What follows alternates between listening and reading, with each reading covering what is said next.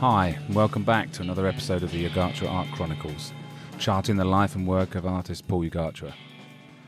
We're getting towards the end of our series of interviews with Joanne and Paul, and I hope you've enjoyed everything so far.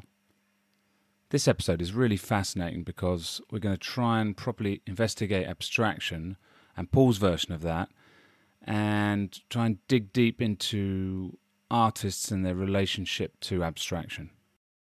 Today we're going to talk a bit about abstraction and different types of abstraction, Paul's work, and Paul, you're known for a lot of different things. You are the chameleon of the art world, it has been said, and abstraction and abstracting impressionism and other forms of abstraction is part of your field, right. But you're also known many different forms. Different forms. You're also known for your murals, and there is that discussion where people do associate sometimes being a portrait artist, although you're not at all, but you do occasionally do portraits. Character. I like faces which have an immense amount of character in them. Then it gives me more of an inspiration to paint them rather than a face that doesn't have, And that is why the owner of Beachcomber, Judy, his wife, the part owner of Beachcomber, when she met me at the home show, she couldn't sort of relate that this guy who did that mural is the guy who's done all this work, in front of me, which was a combination. They don't recognize me anymore. Like she said, no, I want to know about the guy in this same brochure. Guy, that's right. Yeah. And I say, same guy. but I did have that throughout the years. I guess it can be confusing. I used to get people at the show when I was doing an exhibition saying, well, who's this guy? I'd say, well, that's me. Well, who's this guy over here? Oh, yeah, that's me as well, So they do have a little problem sometimes relating to the diversity that I do, Yeah. But I think it worked out well that Paul does not take on personal portraits because he doesn't want to do it. No, it's not. It's not my bag it's not at his all. area. I just don't enjoy it. Mm. And plus the fact that it's worse than painting someone's dog. They they know every detail about themselves. And I remember doing a dog portrait a few times in the 70s. Oh my God! They know every hair on the dog's head. With Apollo Gallery, we had a woman that came into the gallery one day, and she was the owner of a dog club or something. That's right. She had me doing doggy portraits. And at that time, we accepted everything. Drove me crazy. Any kind of commission you want, Paul can do. And talk about frustrated. Then in Cannes, you had that woman as well. And the dog had passed, and she had only one photo. Oh, yeah. And she said, this is in the 80s, I guess, be very, very careful. And we lost the photo for a couple of weeks.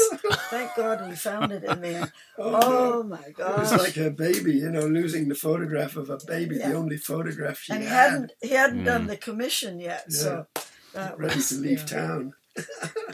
So abstraction. Where did that where did that first rear its head? And were you always interested in it, or did it come out as a natural progression? I've always done certain abstractions, even going back 30 years ago, 40 years right ago. At the beginning. Sure, actually. I was doing all kinds of doodles and abstractions, but not quite in a permanent way. I was always just feeding it into the curriculum that I was doing at the time. If I'm doing a show, I may throw one abstract in. Whereas lately, in the last 15 or so years, I've been dedicating more to developing abstraction, developing different forms of it with the colour and the composition and the balance and different techniques. Because actually, one of the most interesting thing about abstraction is that the background. You need to do a lot of almost foreplay with the canvas before you get into the subject matter of what you're trying to express. And so abstraction can be fascinating, but it isn't an easy subject for people to get into. Most people who do abstracts do them fast and think they can do abstracts, but to do a really good quality one takes time. And I think with a combination of your classical background, that you can go between, the different styles like abstract impressionism and then figurative abstract and neo-cubism. A lot of, as Joanne's pointed out, there's you drift. I don't know how you work, but you move between different types of abstraction and various extents of abstraction. Some of your recent work is what would appear to be complete abstract impressionism, meaning just it's coming from the depths of your soul or movement or whatever it is, and it's subconscious. That's the hard to get to, But to do some abstractions that I've been doing lately, which are more, it's more like controlling an accident and still having it turn out to be something of substance. That's the hard part. So I've used a lot of, maybe it's more of an organic feeling with the styles I've been doing, and letting the paint flow in a certain way, and then just controlling it a little bit, or guiding the paint, in other words, especially if you're using a lot of texture. You can run paint on a canvas, but it depends how you run it. You know what I mean? It's like you look at what Pollock? Oh, Pollock. Yeah, Pollock.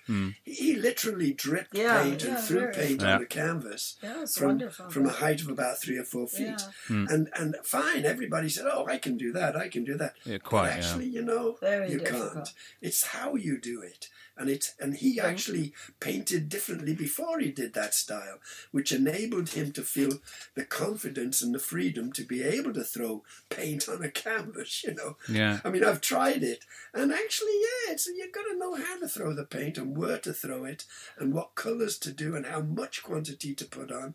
And so when I do certain styles that involve that kind of technique, it is a bit difficult to learn how to control it and the flow of the paint, and actually how to know how to finish it, because one of the hardest things with abstracts is to know when to stop.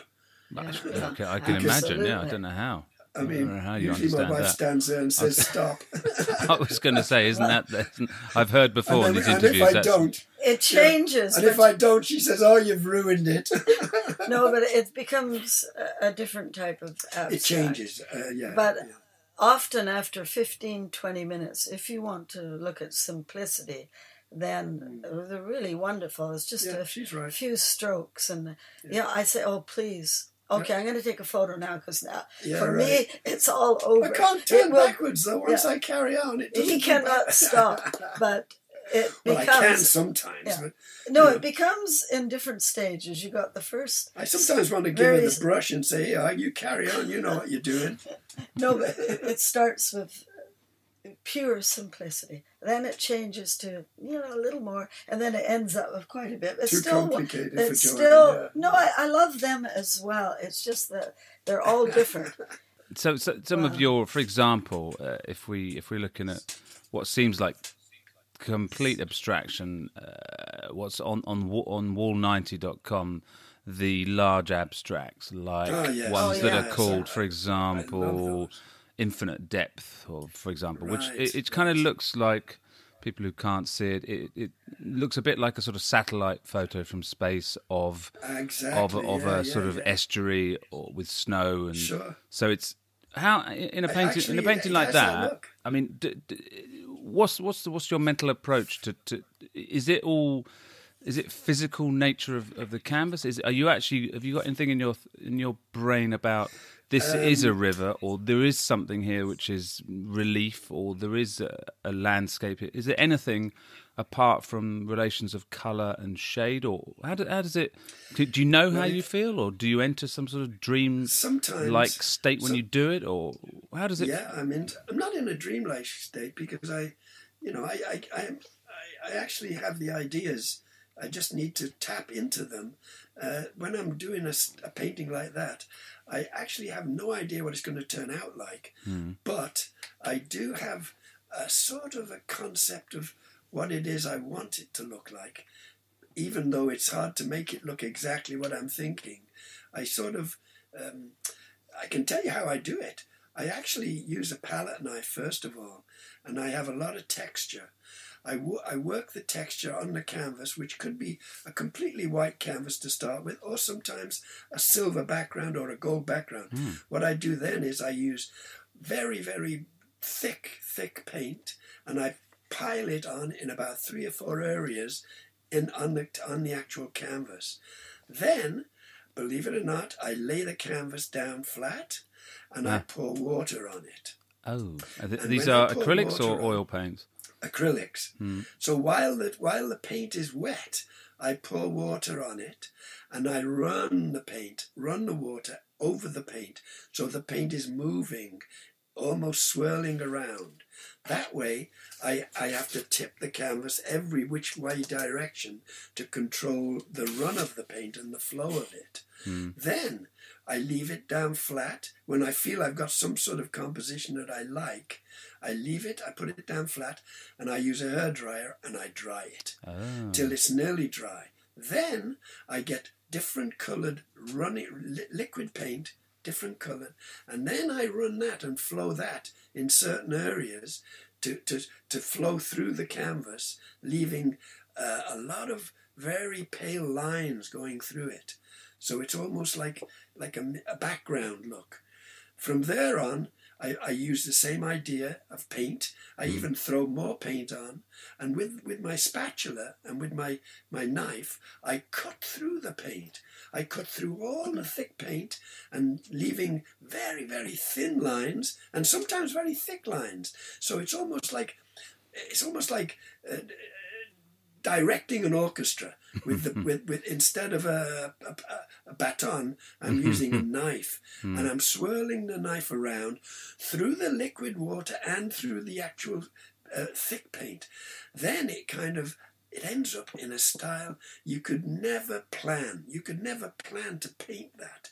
It has to be almost, as I say, the controlling of an accident, and depending on how you've done it, the accident turns out to be great, or sometimes it doesn't turn out what I want. But nearly always turns out. If it's not great, it may be different, Yeah, well, that vibrant in a different originality. That is what you're always after, right? And then, of course, the final touch is when it's all dry, I put it back on my easel, and then the finishing little touches, just to maybe pick something out or direct the colour in a certain direction. I may have to put some brushwork in, but very, very little. The whole thing is usually worked out before then. But because you love a challenge, right, you're not only always searching, but exploring, and because you're able in all directions. Well, you've got to not worry about the cost of the paint either, because each painting probably has $100 worth. Well, that's... Push it a bit more. Thousands of dollars of paint. That's right. No. Isn't it? Yeah. Let me tell you, and the water's quite expensive. It's only mineral water. Yeah. That's the cheap part. Well, it is hard for very young artists to go on a floor to throw stuff like that. Yeah. It's difficult for... I would never have probably done it. No, not 50 years ago. Yeah, 50 years ago. You $100, that would have been paint for me for 3 weeks. I mean, I don't know about that, but yeah, of course. I mean, and the thing is, you're dealing with literally, different clients 50 years ago. No, but obviously I go through thousands of dollars worth of paint in a month. Yeah. And canvas. So you can't just go spend. You got to, if you don't. Well, spend we like money, to encourage Paul to. I always say, never look at the price of Paul. Right, whatever you want, because you're the creator. You see a pot of paint which is like about half a pint, and it's $70, and she says, "I'll get it." I go, "Ooh," my British background, frugal. Oh no, Yeah, but if it makes everything's important. There's one paint that I love, which is like it's like a viviscent white. It's amazing. It's amazing colour, and from chroma, is it? It almost shines in the dark. It's so bright, Iridescent. It's like it's iridescent, but in a